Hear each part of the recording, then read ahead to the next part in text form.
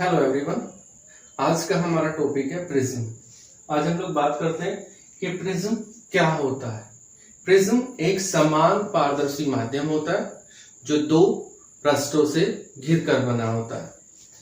जैसे हम कह रहे हैं कि ये हमारा प्रिज्म है,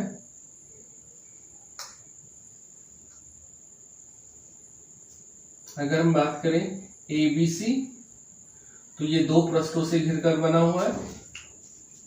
इन दोनों पृष्ठों पर ही अपवर्तन की घटना होती है, इसलिए इन दोनों पृष्ठों को हम क्या बोलते हैं? अपवर्तक पृष्ठ। ये भी हमारा क्या है? अपवर्तक पृष्ठ, और ये भी हमारा क्या है? अपवर्तक पृष्ठ। यानी अपवर्तक पृष्ठ कौन से हैं? जिन पर अपवर्तन की घटना होती है, और जिन दो अपवर्तक पृष्ठों से घिरा होता है उन दोनों अपवर्तक पृष्ठों के बीच जो कोण बना होता है उस कोण को ही हम क्या कहते हैं? प्रिज्म का कोण बोलते हैं या अपवर्तक कोण बोलते हैं। ये हमारा क्या है? प्रिज्म का कोण है। यानी हम कह सकते हैं कि प्रिज्म में अपवर्तन की घटना दो बार होती है, यानी दो पृष्ठों पर अपवर्तन होता है। अब यहीं पे एक और आता है विचलन कोण या अल्पतम विचलन कोण। क्या होता है? देखिए, इसी से समझते हैं। मान लीजिए हम ये कह रहे हैं कि ये हमारी कोई प्रकाश किरण थी PQ। इस प्रकाश किरण को सीधा जाना था, पर यहाँ पे अपवर्तन की घटना हुई, और अपवर्तन की घटना के कारण हम ये कह रहे हैं कि ये हमारा NQE अभिलंब है, अभिलंब की ओर झुक गई और ये सीधे चली गई।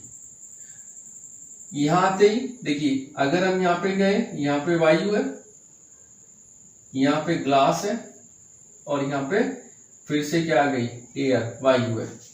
तो यहाँ पे आते ही फिर से अपवर्तन की घटना होगी। अब प्रकाश किरण कहाँ से? ग्लास से किस में आएगी? एयर में आएगी, यानी सघन से विरल में आएगी, और सघन से विरल में आने के कारण फिर से ये सघन से विरल में आ रही है तो अभिलंब से दूर हट जाएगी। ये फिर से हमने मान लिया, यहाँ पे लिख लेते हैं, ये हमने मान लिया M R और E ये हो गया, और ये हमारी क्या हो गई? RS निर्गत किरण है। यानी PQ आपतित हो रही है और RS निर्गत हो रही है।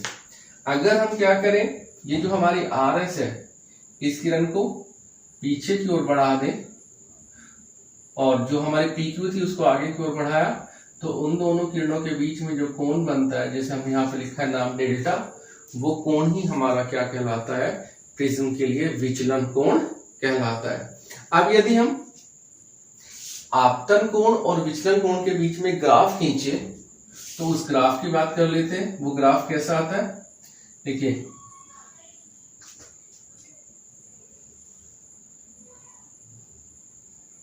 एक अक्ष पे हमने आपतन कोण ले लिया,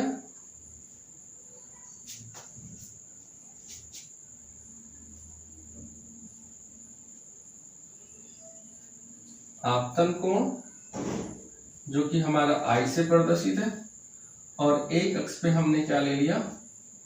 विचलन कोण, जो कि हमारा किससे प्रदर्शित है? डेल्टा से प्रदर्शित है। अब यदि हम आपतन कोण और विचलन कोण के बीच में ग्राफ खींचे तो वो ग्राफ कुछ इस तरीके से आता है।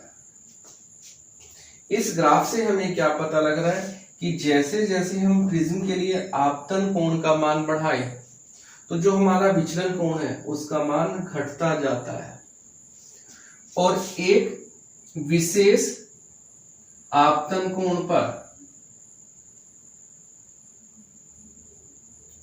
विचलन कोण का मान न्यूनतम हो जाता है। उस न्यूनतम विचलन कोण को ही हम क्या बोलते हैं? अल्पतम विचलन कोण बोलते हैं, और उसे किससे प्रदर्शित करते हैं? डेल्टा n से। और अगर उसके बाद हम आपतन कोण का मान बढ़ाएं तो अब पुनः जो विचलन कोण का मान है वो बढ़ने लगता है। तो हम कह सकते हैं कि किसी भी प्रिज्म के लिए केवल एक ओनली वन एंगल ऐसा होता है, आपतन कोण ऐसा होता है जिस पर जो विचलन कोण होता है वो अल्पतम होता है, न्यूनतम होता है। यानी हम कह सकते हैं किसी भी प्रिज्म के लिए केवल एक ही अल्पतम विचलन कोण होता है। अब बात करें कि प्रिज्म के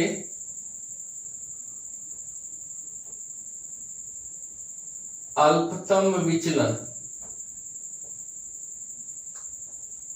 में होने की शर्त, यानी वो कौन कौन सी कंडीशन है जिनको यदि कोई प्रिज्म पूरा करे, फुलफिल करे, तो हम कहते हैं कि वो हमारा प्रिज्म अल्पतम विचलन की स्थिति में है।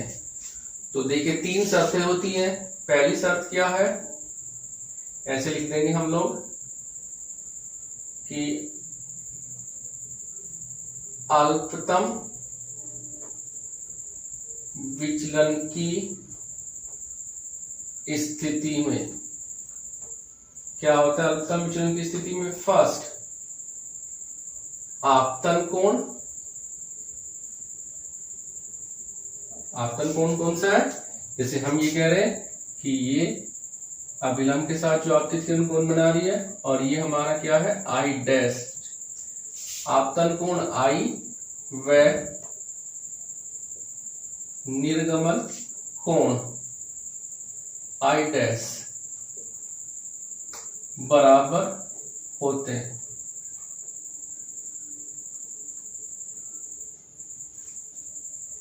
सेकंड क्या होती है? प्रिज्म के अपवर्तक पृष्ठों के विचलन कोण। अब देखिए अपवर्तक पृष्ठों के विचलन कोण कौन से हो गए? प्रकाश किरण को सीधे जाना था, पर वो कैसे हो गई? ऐसे हो गई। देखिए ये आई है, तो ये हमारा कितना हो गया? आर। तो ये कितना हो गया? आई माइनस आर। आर हमारा अपवर्तन कोण हो गया, तो ये पूरा आई बन गया, तो ये बाकी बचा कितना हो गया? आई माइनस आर। यानी ये ए बी जो हमारा अपवर्तक पृष्ठ है उसके लिए विचलन कोण है।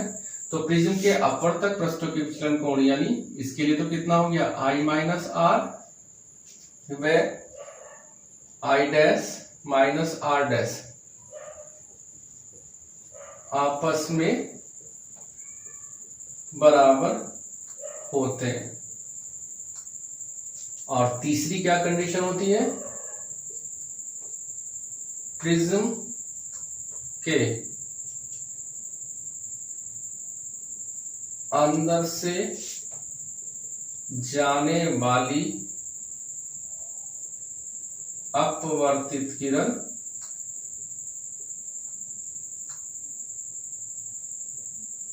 प्रिज्म के